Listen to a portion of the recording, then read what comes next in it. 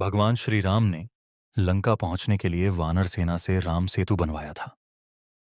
कहते हैं कि आज भी यह सेतु विद्यमान है, परंतु राम सेतु को लेकर भारत में सेतु समुद्रम परियोजना के तहत जब इस सेतु को तोड़ने का कार्य किया गया, तो हिंदुओं में इसे लेकर रोष उत्पन्न हुआ और फिर विवाद बढ़ता ही गया। हालांकि इस सेतु की काफी हद तक क्षति तो पहुंचा ही दी गई है। राम सेतु पर कई शोध हुए हैं।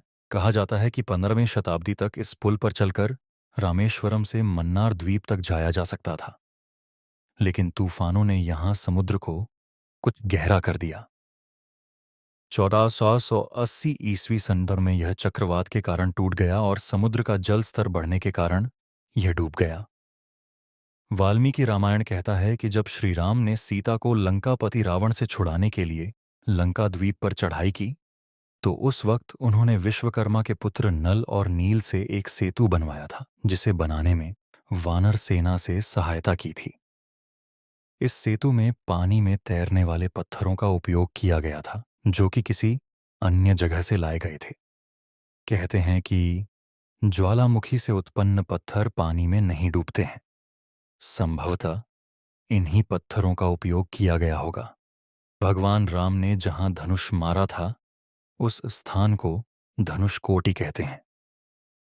राम ने अपनी सेना के साथ लंका पर चढ़ाई करने के लिए उक्त स्थान से समुद्र में एक ब्रिज बनाया था। इसका उल्लेख वाल्मीकि रामायण में मिलता है।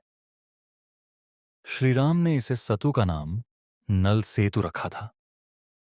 वाल्मीकि रामायण में वर्णन मिलता है कि पुल लगभग 5 दिनों में बन गया, जिसकी लंबाई 100 योजन और चौड़ाई 10 योजन थी। वाल्मीकि के अनुसार 3 दिन की खोजबीन के बाद श्रीराम ने रामेश्वरम के आगे समुद्र में वह स्थान ढूंढ निकाला जहां से आसानी से श्रीलंका पहुंचा जा सकता हो।